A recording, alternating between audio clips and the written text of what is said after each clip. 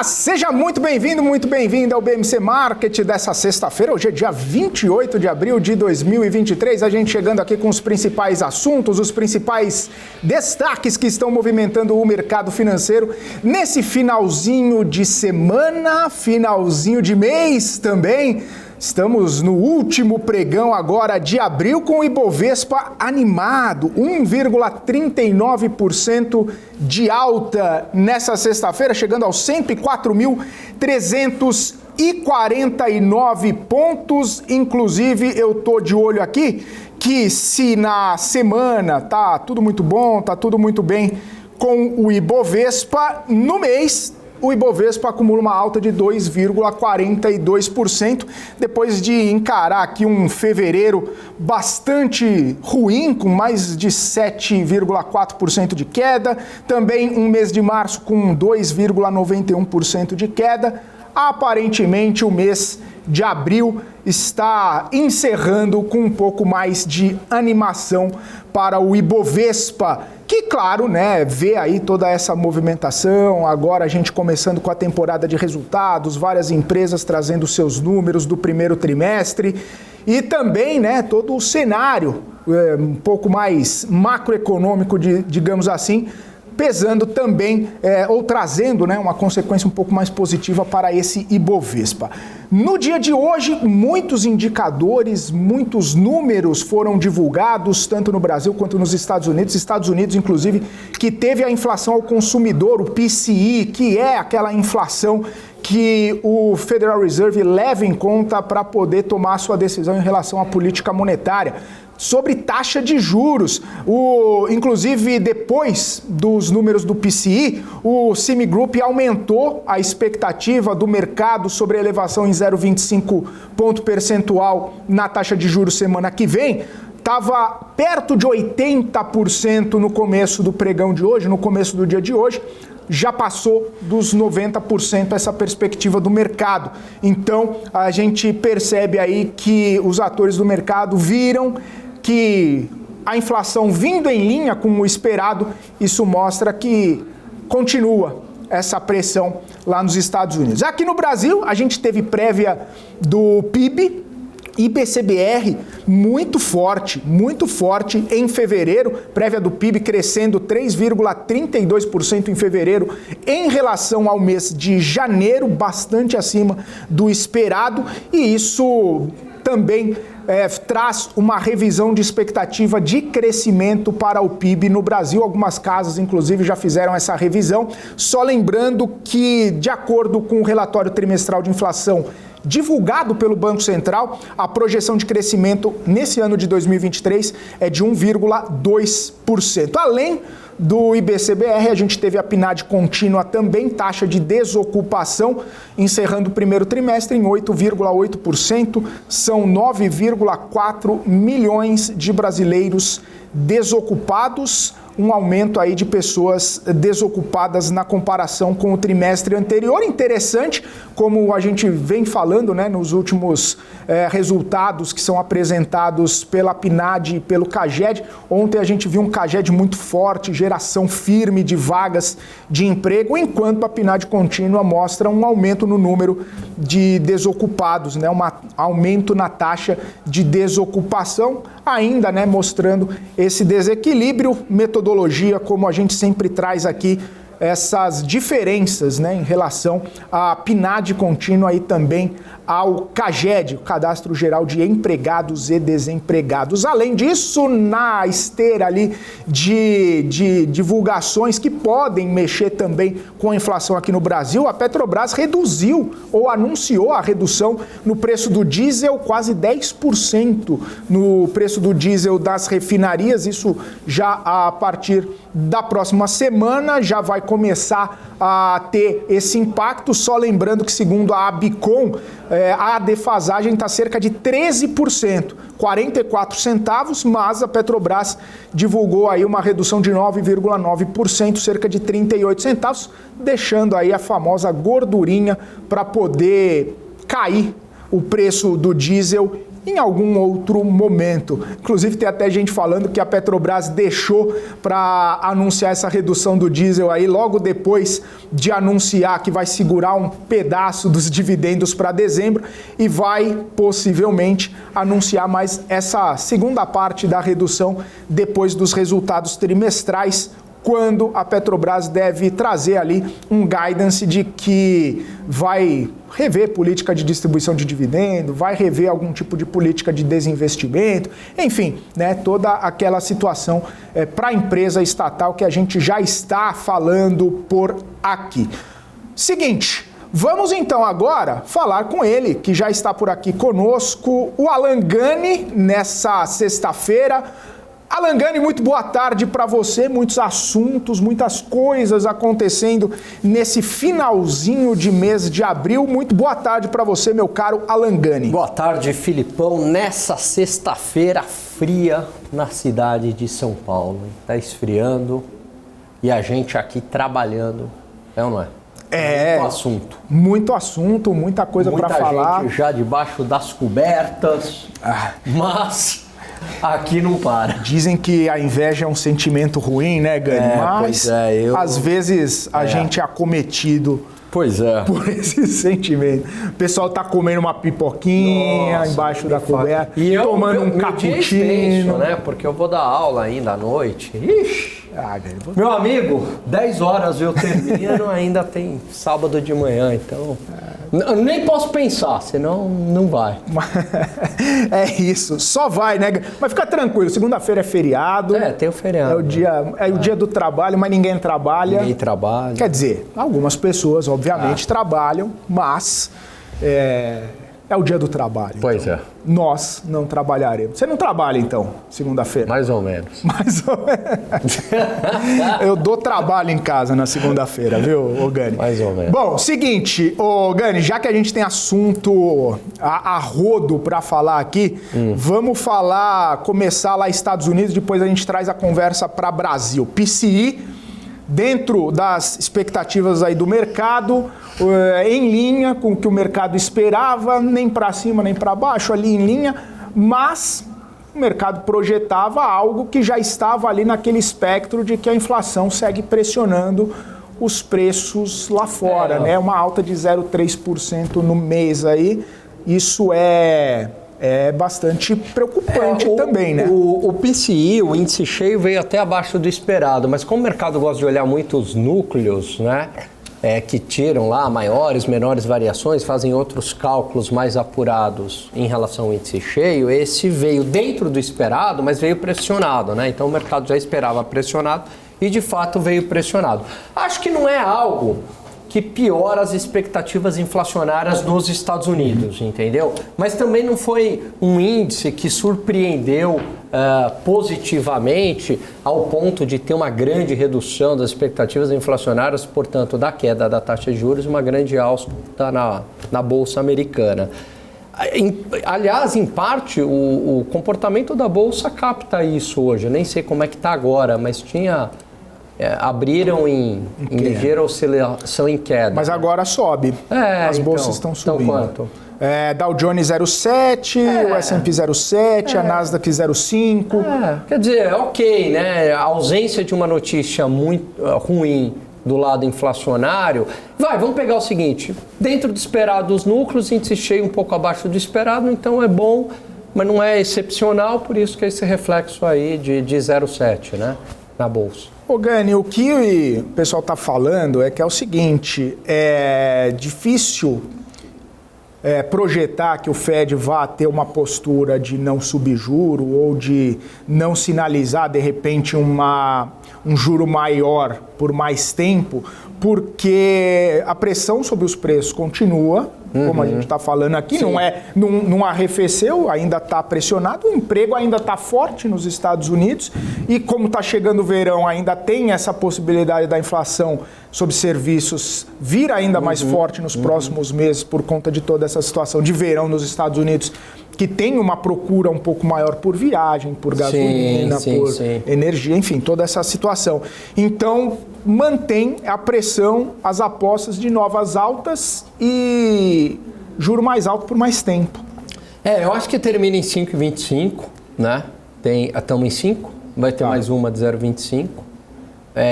Até faz tempo que eu não entro lá no CME Group, né? Tá 90%.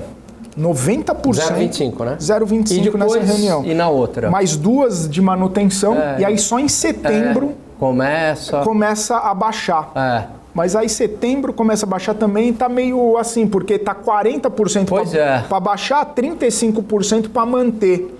Então... E tem gente otimista, viu, Benito? 15% acho que vai baixar meio em setembro. Tem gente otimista. Difícil, hein? Eu acho que tá bem em linha, é isso mesmo. Agora, a dúvida que vai ser quando vai começar o processo de queda. E aí eu acho que o mercado não é tão eficiente que já precificou todo esse processo de queda. Eu acho que na hora que começar o processo de queda de juros nos Estados Unidos, a Bolsa Americana tende a performar muito bem, né? Acho. O Gani, sabe que tem uma corrente aí falando... Ontem eu estava até falando com o Fábio Fares e ele concordou com essa corrente que estão falando lá nos Estados Unidos, que assim, muito das altas que a gente tem visto em Nasdaq, em S&P, né, lá nos Estados Unidos, dessas bolsas, isso está subsidiado nesses bons resultados de Big Tech. Que outras empresas... Inclusive na pandemia, né? Aconteceu isso também. Que as outras empresas do índice não estão indo tão bem. Estão sofrendo com o cenário econômico ruim dos Estados Unidos, né? Esse cenário de possível recessão, de desaceleração e tudo mais. Mas isso não se traduz tanto na bolsa, porque as Big Tech estão muito robustas, elas estão muito grandes, elas estão... E assim, por exemplo, Meta... A Meta disparou depois do resultado, mas porque o resultado não veio tão ruim quanto se esperava. Não é que veio bom. Igual ao Google, né? Não veio tão ruim quanto se esperava. Então... A Google veio bem, mas veio acima das expectativas, mas bem abaixo do ano passado, né? Então, assim, esse cenário todo, né, que a gente está vendo, tá segurando os índices aí. Total. Agora, eu acho que nas de tecnologia lá tem empresas e empresas, né? A gente estava até falando isso com o Will de manhã. Então, por exemplo, a Google é meio que querida lá em Wall Street, né? Ela é muito redonda. Aí a Amazon já tem alguma, né? Já é mais controversa. Mas, de fato, essa performance da Bolsa Americana, esse repique de alta é muito guiado por essas empresas aí, né? Na hora que tira do índice, tem muita coisa para baixo que está sofrendo essa correção da taxa de juros. Agora, quando também terminar esse processo, aí eu vejo que há espaço para muita empresa também performar bem lá fora. Só queria aproveitar, o Filipão, tem uma pergunta aqui que o Eliel Scott me fez, se o core... Né? O que é o core que a gente fala? O core inflation. Core é o núcleo, né? A ideia do core é igual quando a gente fala o core, né? No corpo, né? Que é aquela cinturão que fica aqui, né? Que o pessoal fala, o core, né? É ali, é você ver o centro, né? Do índice. Então é você tirar os choques em cada cauda, né? Fazer essa limpa e ver só o que sobrou, né? O core, né? O centro ali. Então essa é a ideia. Mas é isso aí. Boa. Ô Gani, então é isso, né? Estados Unidos, a gente tem essa pressão, esse cenário que continua mais ou menos. Você acha que recessão é uma questão de quando não ser?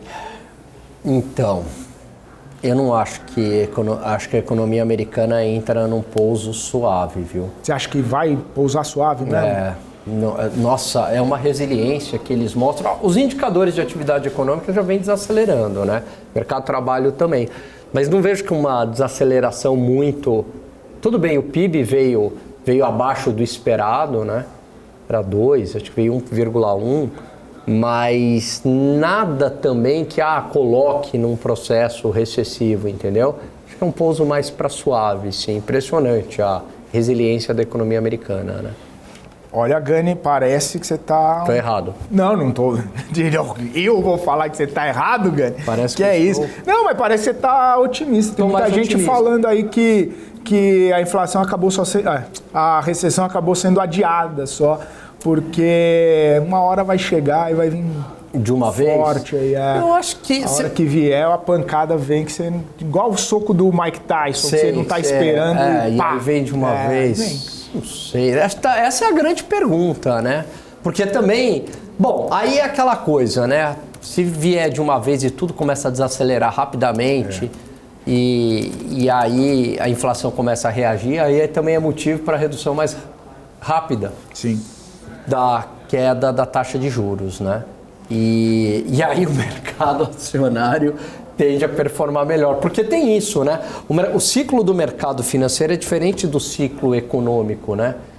Porque vamos imaginar o seguinte, num ciclo de alta da economia, o que o mercado financeiro já fez? Se antecipou. Então o ciclo da alta das ações veio antes do ciclo da retomada econômica. Aí na queda, né? O que acontece? As bolsas já caem antes, né? Então, também, se vier essa recessão, depois desse ciclo de queda de taxas de juros, significa que vai abrir muita oportunidade de compra no mercado acionário. No fim das contas, você acha que essa crise dos bancos lá acabou dando uma ajudinha pro Fed? Acho que deu. Porque eles iam ter que dar uma pressionada maior e tudo mais. Aí o Jerome Powell falou, puxa, obrigado que vocês tomaram essa pancada aí. Eu acho que os Estados Unidos, e muita gente acha que essa taxa deveria estar mais alta ou que eles deveriam ter feito o ajuste antes, né? Eu acho que é um pouco das duas coisas. Eles deveriam ter feito o que fez o Brasil, ter saído na frente no ajuste logo, né? E talvez num nível maior. Mas me parece que é um banco central mais morno, né? Talvez usar uma palavra forte, um pouco mais fraco, que se preocupa muito com essas pressões de mercado, entendeu? Que tenta agradar todo mundo. Eu acho que me passa um pouco isso, esse banco central. Diferente lá de administrações passadas, os liberais amam lá o Paul Volcker, né? Pá! Não, tem que baixar. Ele subia a taxa de juros, subia. Mas controlou. Foi contra tudo e contra todos. Subiu o juro Jedi, que nem um doido. Uma espécie de Jedi lá, esse Lucas Skywalker do Banco Central. Mas sensacional. Sozinho com a espada. Só ele, o sabre de luz e... Foi que foi. Contra tudo e contra tudo. Contra os Stormtroopers, Darth Vader e todo mundo. Foi isso aí. Entendi, Gary. Bom, vamos fazer o seguinte, vamos para um rápido intervalo. Na volta, a gente traz o nosso papo aqui para o Brasil, fala dos indicadores, fala de tudo que está acontecendo por aqui, tudo que está movimentando o mercado. Daqui a pouquinho, logo depois do nosso intervalo, continue aqui com a gente, é rapidinho.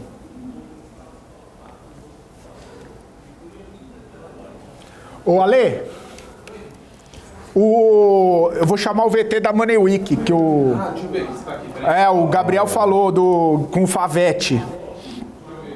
E o Augusto Nunes lá?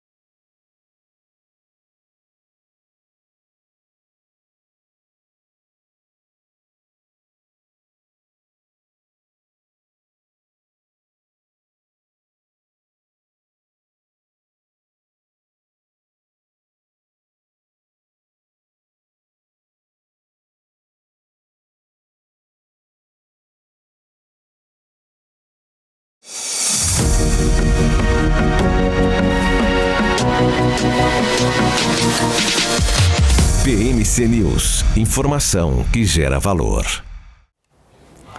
É isso aí, estamos de volta aqui no BMC Market dessa sexta-feira, 28 de abril, 2 horas e 23 minutos. Estamos ao vivo aqui trazendo os principais destaques do mercado financeiro. Só lembrando vocês que a 8ª edição da Money Week vai trazer grandes nomes do mercado financeiro para repercutir os 100 primeiros dias do governo. O Gabriel Monteiro esteve na gravação do evento e conversou com alguns dos palestrantes. Acompanhe então na reportagem do Gabriel Monteiro. Os primeiros 100 dias de governo são uma marca numérica para, claro, qualquer administração pública e, claro, alvo de muitas pautas do nosso jornalismo diário. Mas para entender exatamente qual a importância desses primeiros 100 dias, o que é realmente discutido e avaliado em 100 dias de uma administração pública, eu gostaria de conversar com Rafael Favetti, cientista político e advogado.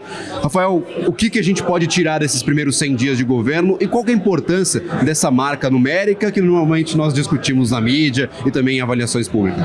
Todos os primeiros 100 dias, como você falou, é quase simbólico, e eles dão o tom macro do novo governo. Então, o governo deu o seu tom macro, que vai ser o novo marco fiscal e também a reforma tributária, e a partir daí, desses dois grandes eixos temáticos do macro, é que a gente começa a visualizar o restante do período que o governo está para as questões micro. Então, a grande importância, além de simbólica e etc., ela é porque ela coloca os eixos macroeconômicos do governo. Maravilha. E aí, exemplo, para essa administração especificamente, para este governo, nós acabamos de passar pelos 100 dias. Há alguns quesitos ainda a serem avaliados. O que não deu para avaliar nesses primeiros 100 dias foi força do governo no Congresso, foi as pautas ali de reformas. O que você avalia que faltou nesses primeiros 100 dias que a gente ainda deve ficar vigilante para o restante do ano para entender a situação macro da administração? Em primeiro lugar, ficou visível que o governo fez duas linhas de atuação. No plano interno, a volta do Bolsa Família e agora também um aumento do serviço público em 9%. E na linha externa, a retomada de uma linhagem de relações internacionais. Pronto. Colocado isso, agora o governo vai centrar fogo no Congresso Nacional. E por que isso? Porque aqueles dois eixos macros que a gente comentou, eles dependem 100% do Congresso Nacional. O problema é que até agora, nesses 100 dias, nós não tivemos o painel aberto ainda. Nós não tivemos votações aí significativas para saber tamanho de situação, tamanho de oposição. E dessa maneira, nem o governo sabe, nem a oposição sabe e ninguém sabe. Por que isso? Porque essas bancadas estão se formando ainda dá tempo de deputados que são independentes ir para o governo, de deputados que são independentes ir para a oposição, esse captação de votos. E o que a gente vai ver é a partir do momento em que começarem as primeiras votações mais significativas, a gente vai ter uma olhada no painel e vai poder dizer, olha, eu acho que o marco fiscal passa fácil, ou passa com flexibilidade, ou mesmo assim a reforma tributária. Maravilha. Isso foi uma palhinha, foi um spoiler do que vai ser discutido no painel lá do evento da EQI, com participação de Rafael Favetti, o jornalista Augusto Nunes e também mediação de Paula Moraes aqui da BMC News. Então, para todos que desejam ter acesso a mais conteúdo e essa análise mais completa do Favetti e do Augusto Nunes, é lá no painel do evento da EQI, Money Week, 100 dias de governo. É isso aí, Gabriel Monteiro trazendo o destaque diretamente da gravação da Money Week, que ela vai ser transmitida online nos dias 2 e 3 de maio. Lembrando que o evento é totalmente gratuito. Para você se inscrever, basta acessar o QR Code que a gente vai colocar aqui na nossa tela agora, ou então o link que está fixado aqui no nosso chat do YouTube. Vai lá, clica no botão, clica no link que está no nosso chat do YouTube, faz a sua inscrição e você vai receber o acesso gratuito para poder participar e acompanhar todo esse evento online e gratuito da Money Week, 100 dias do governo. Bom, seguindo aqui com o nosso BMC Market, já vou trazer o Gani aqui para a gente bater um papo, continuar batendo um papo. A gente estava falando dos Estados Unidos, voltando agora para o Brasil, o Gani. Prévia do PIB, IBCBR, cresceu 3,32% em fevereiro em relação a janeiro, bastante acima, inclusive, do esperado aí pelo mercado.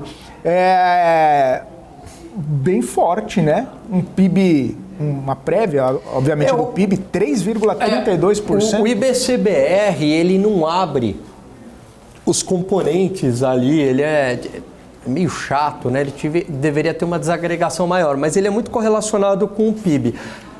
Esse ritmo de atividade econômica, Filipão, eu acredito que está muito ligado ao setor de serviços, tá? Então não é indústria que está puxando, não é comércio, mas essencialmente setor de serviços.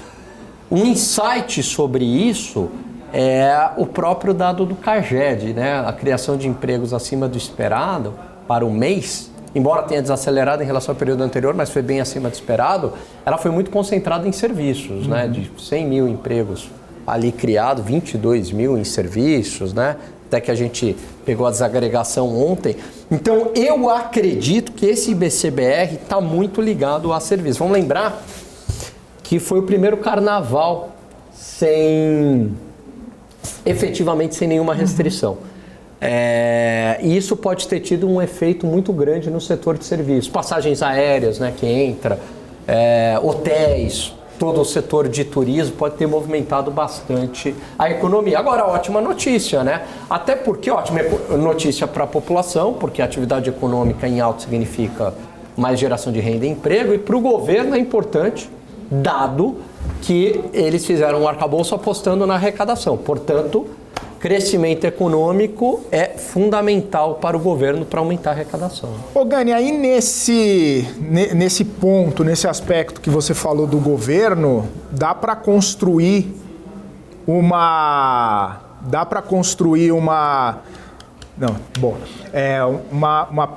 percepção do governo, por exemplo, que olha, mesmo com todos os desafios que a gente está tendo e tudo mais, a economia cresceu bastante nesse comecinho da gestão. Dá para colher dividendos com isso? Dá, sempre dá, porque por mais que... vamos pensar o seguinte, né? 100 dias de governo, o que eles estão fazendo ainda não teve um reflexo efetivo e concreto na economia real. É muito mais pelas expectativas, né? Então pode ser que esse movimento de crescimento do setor de serviços já era uma tendência que vinha, né? Desde o ano passado. Mas é claro que o governo vai colher isso, né? O político não é bobo. Então o político vai falar, tá vendo? Foi no meu governo, ponto final. Mais ou menos, vamos lá. O primeiro mandato do Fernando Henrique Cardoso, ele foi um mandato muito bem sucedido por conta do Plano Real, tá? Então ele trouxe ali uma melhora significativa na inflação, quer dizer, uma melhora significativa não, uma melhora extraordinária, né? Porque vai de 1000% ao ano para 5%. Então, trouxe essa melhora, mas foi um governo, do ponto de vista fiscal, bastante gastador. O segundo mandato do FHC, ele foi um mandato que, em termos de crescimento econômico, ele foi muito ruim. Então o Brasil não cresceu pouco. É que para padrões de hoje é ótimo. Sim, né? Bastante. Mas na época cresceu muito pouco. E muito desemprego, né? Tanto é que o PT focou muito nisso na campanha do Lula, que era o Serra na época concorrendo. Então teve muito desemprego. Mas ele foi um governo, no segundo mandato, de ajustes muito importantes. Teve a lei de responsabilidade fiscal, né? Teve o câmbio flutuante, teve um aprimoramento das agências reguladoras, foi bastante importante, né? Outras privatizações e tal. E ajuste nas contas públicas. Mas esses efeitos do governo Fernando Henrique, eles foram muito bem capitalizados no governo Lula. Lógico, conjuntura internacional, e aí tem um mérito do governo ter mantido a política econômica anterior. Então, é claro que, né, politicamente o governo pode aproveitar isso sim. Agora, é difícil garantir, tomara que sim, que esse processo vai continuar, né, de crescimento, ver o IBCBR vindo acima do esperado, ou mesmo os dados de mercado de trabalho surpreendendo positivamente, né? Ô Gani, e aí, é interessante que essa prévia do PIB toda aí, esse crescimento de 3,32%, acaba mexendo com a expectativa do dado cheio, né? Do crescimento anual do Produto Interno Bruto. Algumas casas, inclusive, eu vi, se não me engano, foi o Itaú, reviu o crescimento, a projeção de crescimento do Brasil de 1,5% para 1,8%. Né? É 0,3%, mas já é um crescimento mais expressivo. Você acha que dá... só lembrando, né? O crescimento estimado pelo Banco Central, pelo RTI, é 1,2%. Mais otimista que o Focus. Mais otimista que o Focus, que está 0,9%, 0,91%, alguma coisa assim. Você vê... Poxa... É praticamente 2 vezes o Focus, o novo dado ali, a nova projeção de algumas casas. Você acha que... Está 1,5%. Está 1,5%, foi para 1,8% agora. Você vê essa possibilidade de ter esse incremento ou permanecer essa... Como eu acho que pode acontecer o que aconteceu o ano passado, né? Tem saído alguns dados de atividade que estão surpreendendo positivamente. Então, saiu o dado do CAGED para cima.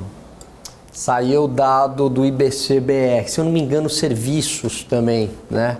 Veio acima, né? Veio 1,1% de crescimento. Então, pode ser. Se todos esses... Eu acho que assim, a gente vai ter uma clareza disso mais no final de maio.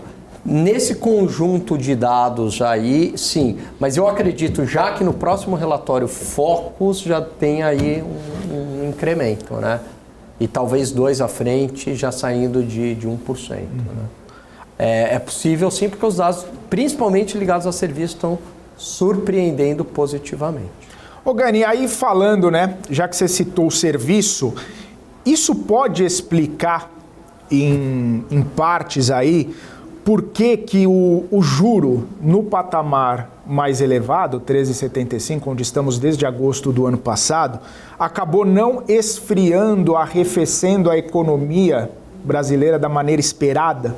Porque se a gente vê um crescimento econômico de IBC-BR nesse patamar, a gente vê crescimento de emprego, a gente vê o serviço, enfim, todos esses indicadores mostrando que a economia está indo, está caminhando. Essa questão do serviço talvez possa explicar que o juro não está pegando essa parcela aí para arrefecer, para esfriar a economia? Eu acho que tem um ponto que a pandemia gerou e que é muito difícil a gente entender. Como as taxas de juros chegaram a patamares mas muito, muito, muito baixos no mundo inteiro e gerou uma liquidez absurda, e combinado com o efeito da demanda reprimida, Filipão, tem algo aí na dinâmica de serviços que talvez tenha até esse componente psicológico, né, das pessoas consumindo serviços, dado que durante pelo menos 1 ano elas não consumiram e 2 anos assim, né, não vai e volta o tempo inteiro. Então a gente pode falar que em 2 anos elas não tiveram um consumo como elas gostariam de serviços, né?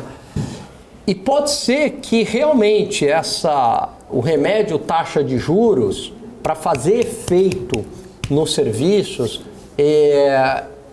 essa inflação ficou mais resistente, né? Justamente por esse comportamento de uma demanda muito reprimida, né? É o que tem tirado o sono, e eu acho que ninguém tem essa resposta, para falar a verdade. Os bancos centrais tentam entender isso, mas como? A gente está fazendo uma subida muito rápida da taxa de juros, já era para ter tido algum efeito mais forte e não está fazendo efeito. E aí eu acho que o receio que está na cabeça do Banco Central ok, então já que não está fazendo efeito, eu vou continuar com os juros nesse patamar. Né? Banco Central não é isso? 3,75? Continua e dando sinalização que, por enquanto, 3,75. Não vai baixar. Não vai baixar. Fed nos Estados Unidos, idem. 5, se bobear, né? Ou seja, Brasil, Estados Unidos e Europa não vai descer ninguém. Não vai descer ninguém. Não vai descer ninguém. Não vai cair ninguém. Não vai cair ninguém. Então tá bom. Não vai cair ninguém. O pessoal da produção gosta disso. Então, Então, chegou o Capitão Nascimento e falou, ó, não vai cair ninguém, entendeu? É isso que o Campos Neto tá fazendo, ó, não vai cair ninguém, entendeu? Mais ou menos isso. Vai deixar nesse patamar. Aí o que acontece? Só que qual que é o receio? O receio tudo bem, a gente está fazendo isso, mas será que em algum momento não vai ter esse efeito? E na hora que tiver este efeito, será que ele não vai vir também muito forte? Da mesma maneira que essa recuperação, ela veio muito rápida do serviço, será que não vai ter uma queda muito forte? Tipo um chicote. Tipo um chicote, perfeito. Eu acho que essa é a dor do Banco Central, entendeu? De não estar entendendo muito bem esse processo, porque já era para essa inflação ter respondido. Mas também, pandemia é uma situação completamente inédita, disrupção das cadeias produtivas, faltando insumos, de material de produção, né? Atrasos de encomenda, aí vem Rússia e Ucrânia. É tudo muito difuso entender esse processo. Acho que está sendo um grande aprendizado, para falar a verdade. Você vê, até então era meio consenso que a política monetária demorava 9 meses para fazer efeito no mercado real. Então, quando a Selic sobe, vamos supor, 1 ponto percentual, vai ter 75 para 14, 75. Esse efeito vai demorar 9 meses para começar a desacelerar a inflação no mercado real. Já tem estudo hoje falando que é mais, que é 3, 14, porque fala, não está tendo esse efeito. Olha que loucura, né? Então, acho que tem algum componente que a gente não está conseguindo enxergar, entender. Ou eu coloco essa hipótese da resiliência do setor de serviços. Como que a pandemia meio que teve uma repressão tão forte do consumo de serviços que, na hora que abriu, a população, pelo menos na parte de serviços, está vivendo como se não houvesse um amanhã. Quer saber? Eu vou para restaurante, quer saber? Eu vou viajar, quer saber? Ô Gani, vamos continuar esse papo daqui a pouquinho, porque a gente vai para um rápido intervalo e volta já.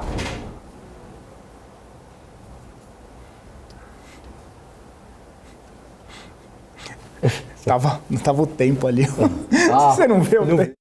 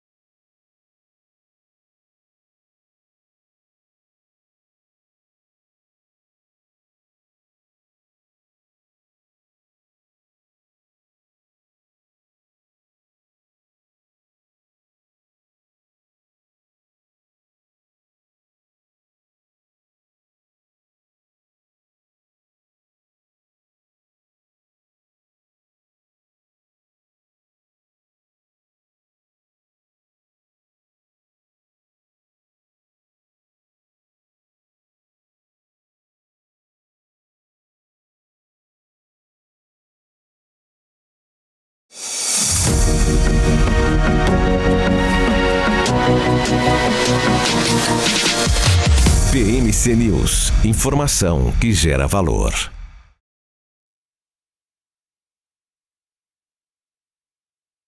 Sexta-feira, 28 de abril de 2023. Estou olhando o mercado aqui, uma alta de 1,35%, 104.309 pontos. O último pregão do mês de abril, depois é só no mês de maio. Deixa eu dar um alô aqui para o pessoal que está nos acompanhando. Claro, lembrando, se você ainda não está inscrito no nosso canal, se inscreva. Já somos mais de 487 mil inscritos aqui no nosso canal, no canal da BMC no YouTube. E se você não está inscrito, eu peço a gentileza de fazer a sua inscrição. Vai lá, clica no botãozinho, inscrever-se, depois clica no sininho para você sempre ficar informado, sempre ser alertado quando a gente coloca conteúdo novo no ar.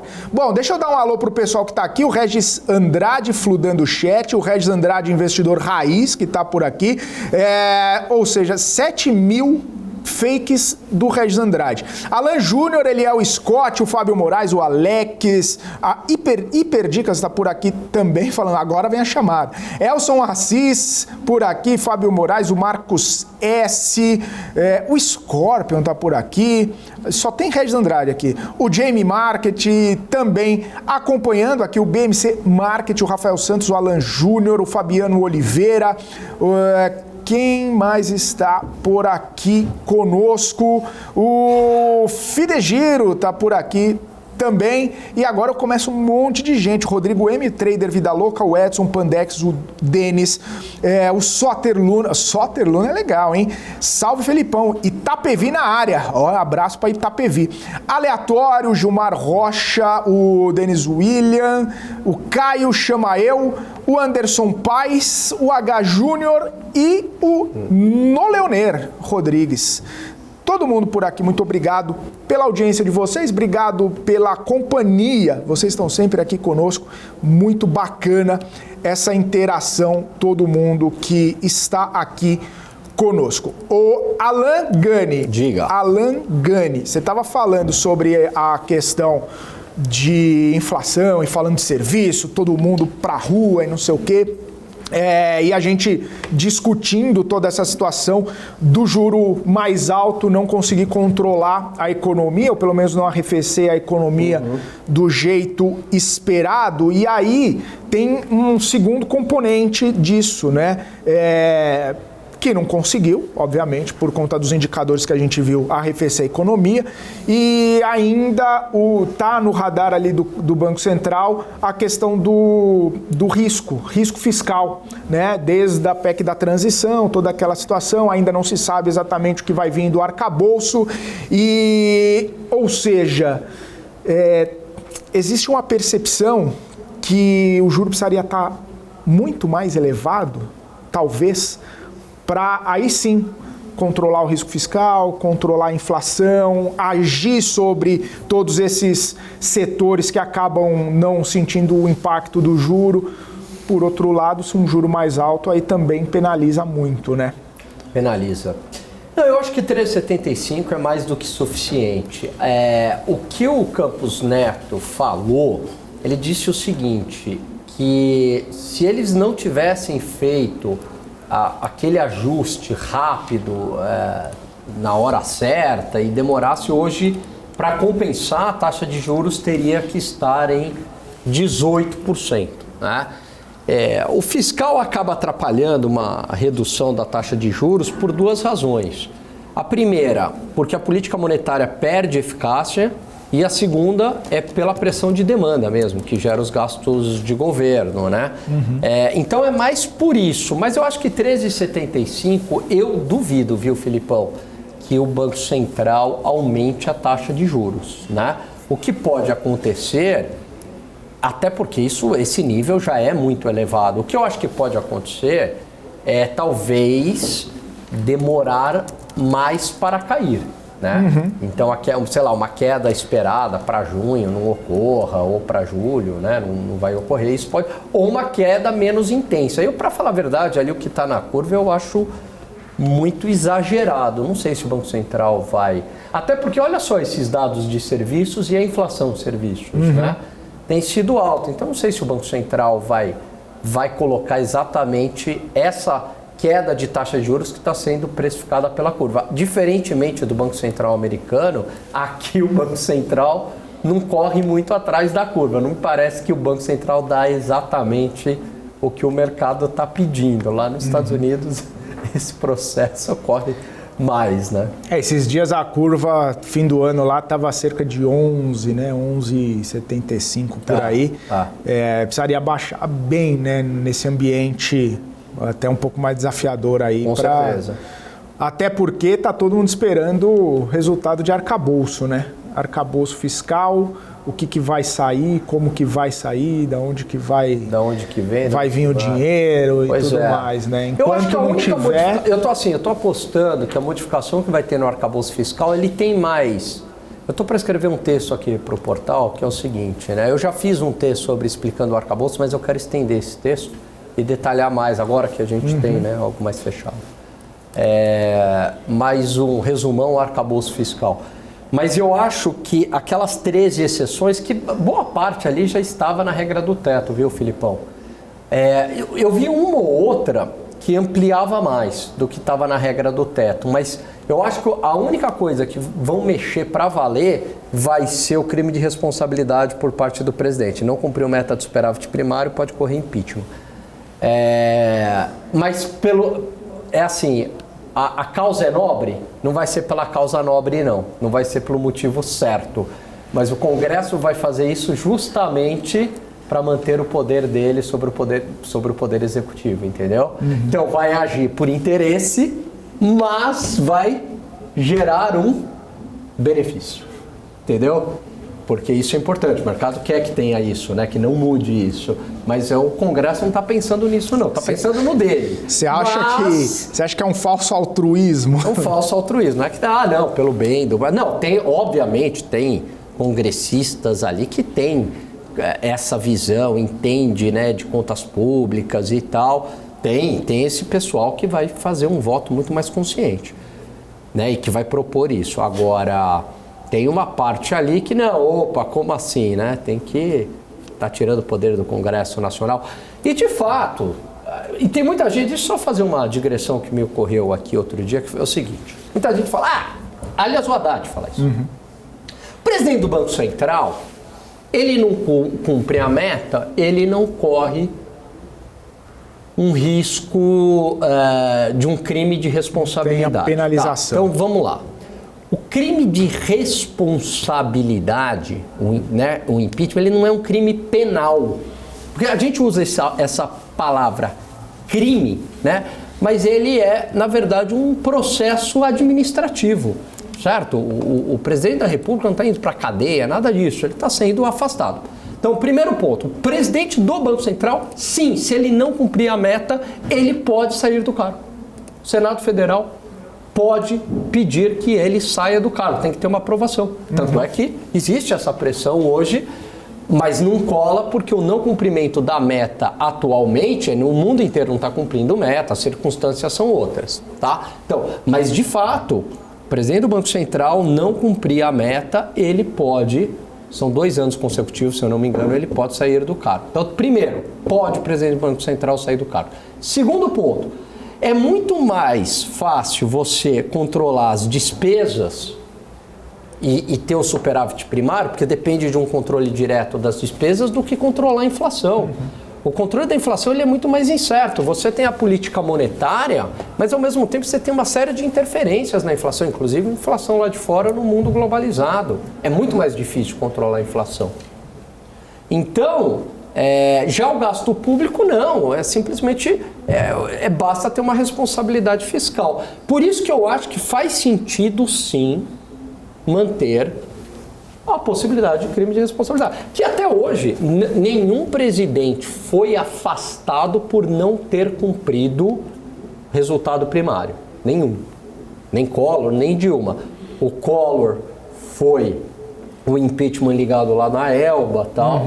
E a Dilma foi por conta das pedaladas, foi outra coisa, né? Eu não vejo porque teria que mexer nessa regra. Mas eu acho que essa regra coloca um freio no governo. Entendeu? Até porque quando o governo não cumpre a meta fiscal, antes de efetivamente não cumprir, tem toda aquela conversa com o Congresso para ver se dá um jeito aqui, aumenta a meta ali. Isso. Tá? Tem, e é isso que o Congresso quer. Um diálogo, né? Porque Tá lá a meta, né? Você colocou uma meta, aí colocou o orçamento, aí você vê, não vai dar para cumprir a meta.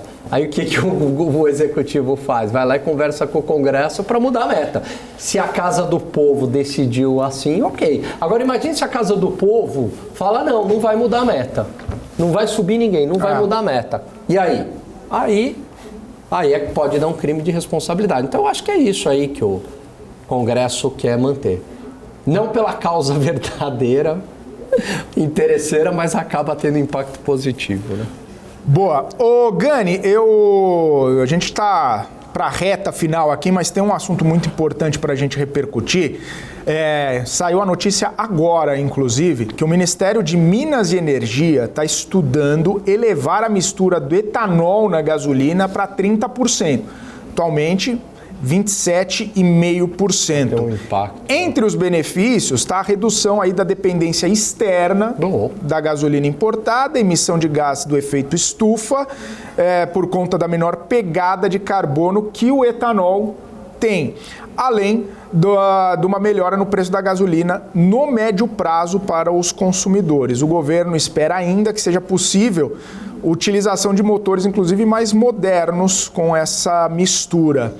Essa formalização do grupo, né, para esse estudo deve ser feita na próxima reunião do Conselho Nacional de Política Energética em maio. Bom, estudo achei interessante. Olha, se é possível aumentar isso, diminuir a dependência da gasolina, de fato o etanol é menos poluente, reduz o custo porque é mais barato, a gente tem produção forte interna, poxa, acho ótimo. É esse tipo de saída que tem que ser feito, exatamente. É esse tipo de coisa, não é economática, não é na caneta, no preço, isso aí não dá certo. Mas esse tipo, boa iniciativa aí. Ô Gani, isso pode trazer até mesmo consequências boas para empresas ligadas ao setor sucroalcooleiro, claro, né? Tem empresas aqui na nossa bolsa, nesse que se dão bem, São Martinho, né? Raizen e tal. Empresas que se dão bem nesse cenário aí, né? Que vendem mais, vão ter que produzir mais. Sim. O agronegócio tem um upgrade aí. Aliás, essas empresas aí, muitas delas têm uns CRAs aí pagando umas taxas bastante atrativas também, né? Então, para quem gosta aí de renda fixa, vale a pena ficar de olho, lógico, avaliar bem os riscos e tudo mais, mas, né? No fim das contas, vale a pena, né? Uhum. Tem as críticas, né? Que eu já vi aqui. Os carros, né? Atrapalha o desempenho do motor e tudo mais. Eu não sei se a tecnologia atual permite isso, entendeu? Eu não ligo muito, eu não gosto de gastar dinheiro com carro. Aliás, eu recomendo a todos aí que façam o mesmo, entendeu? Então, o meu carro é flex, suporta e tá bom. Agora, quem, né? Aí tem um carro mais potente e tal, aí pode ser, né? Eu não entendo nada de carro, para falar a verdade. Nada. Boa. Ô Gani, estamos nos últimos minutos, então, aqui do nosso market. Vamos, então, para as considerações finais. Sexta-feira, fim da semana e fim do mês, né? Quando voltarmos aqui na terça-feira, já estaremos num mês novo, mês do trabalho aí, mês de maio. Trabalho. E aí, Gani, o que você pode falar aí dessa Olha, o que eu acho é o seguinte, sexta-feira? Eu estava pensando, né? Muita gente está falando, poxa, a Bolsa está muito descontada, e realmente está. Tem excelentes empresas a níveis de 2008, sim, né? De múltiplos de 2008, tem muita oportunidade. O que está faltando para destravar essa Bolsa, veja, quando o Lula assumiu chegou a quase 120 mil, né? E agora está 102. É uma melhora, uma sinalização aí de melhora da política econômica. A hora que tiver isso, essa Bolsa, é o que está faltando para destravar essa Bolsa. Se não tiver, vai ficar andando aí nesse patamar. Mas se ela ocorrer, a gente torce para que ocorra, aí tem um potencial muito grande, viu, de ganho, tem muita ação barata. É isso. E o que você espera para o mês que vem? Você acha que pode com desenrolar, né? Porque maio desenrola arcabouço, teoricamente desenrola algumas coisas aí, não sai da fila, mas dá uma andadinha, né? Não sei se o arcabouço vai fazer muito preço no sentido de... Porque eu acho que ele não vai ser melhorado, mas também dificilmente... Eu acho que ele vai ser melhorado na parte da responsabilidade do governante, mas não vai fazer muito preço isso, né? O que falta aí é algumas reformas mais estruturais, por exemplo, uma reforma tributária, algo do tipo. Se andar... Mas vai ter muita turbulência ainda porque o cenário político está ocupando o Congresso, tem 2 CPMIs aí na boca do gol, uma já vai ser formada, né? Que é a do 8 de janeiro, do MST, então isso deve dar uma freada nos trabalhos por lá. Boa. Valeu então, Gani. Imagina, Tamo obrigado aí. Você, terça, estamos de volta. Terça estamos de volta. Descansado, mais ou menos, eu trabalho aí, enfim. Mas... Quando você tem alguns empregos, esse é o duro, né? Num você trabalha, no outro você descansa, no outro você... Aí no outro que você descansou, você trabalha no outro. Trabalho enobrece o homem. Valeu, Gani. Valeu, abraço para você, abraço para todo mundo que está nos acompanhando aqui no BMC Market. Obrigado pela audiência essa semana toda aí. Lembrando que semana que vem é uma semana um pouco mais curta. A gente volta aqui a partir da terça-feira, às 2h da tarde, comigo, com Alan Gani, Alexandre Cabral, todo o time. E você que está aí no chat também, continue com a gente, continue com a nossa programação, que a gente ainda vai ao longo dessa sexta-feira até o fechamento do mercado, o closing chegando ali das 4 às 6 da tarde, com o Carlo Caucci fechando o mercado nessa sexta-feira. Eu volto na terça que vem, a partir das 2h da tarde. Forte abraço. Tchau, tchau.